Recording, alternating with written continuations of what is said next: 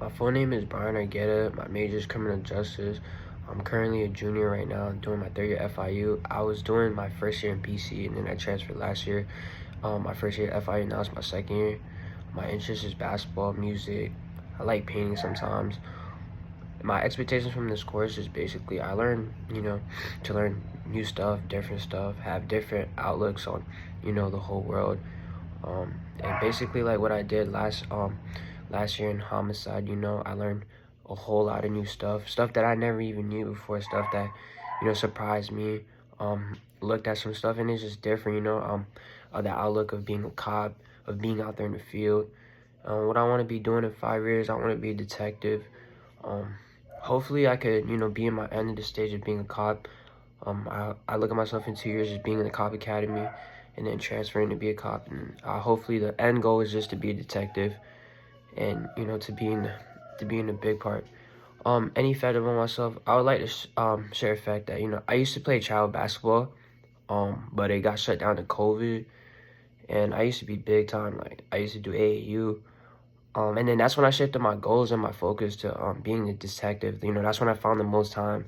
I used to watch a lot of videos used to watch a lot of shows about detective, and that's where I really got my like aspect from. During COVID I had the most time, so that's really where I got like, you know. And then how does the drugs and how does that affect the world?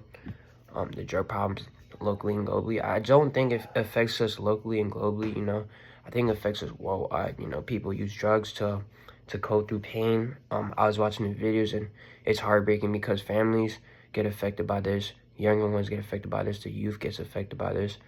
When people gotta understand, when people take drugs, you think you're gonna erase your pain and all the trauma you've been through back then, but you're not, because drugs are very addicting.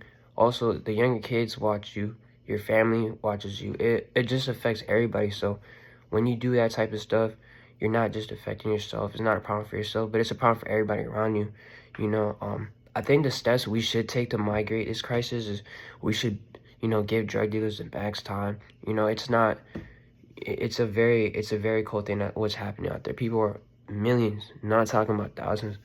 I've been hearing this all over the news. Millions of people are dying through opiates, drugs, all types of drugs, and at the end of the day, we have to do something about it, because this is becoming the main death, drugs. And I always see all the time, you always see in the news, always see locally, and people think that drugs can erase everything, and they can't. It only makes your problems 10 times worse. Maybe not now, maybe it feels good at the time, but later in life, if it just comes back and haunts you. And I feel like, drugs problem usually stirs through pain, trauma. Back then, people are alone, they don't know how to cope with stuff. And I feel like we should start more like therapy. We should like promote those type of stuff, like therapy, therapy for like drugs, like it needs to become more promoted. People need to start checking into rehabs. And if we have something more like, we have like more of that, then I think we'll be better in terms of migrating the crisis. Yeah.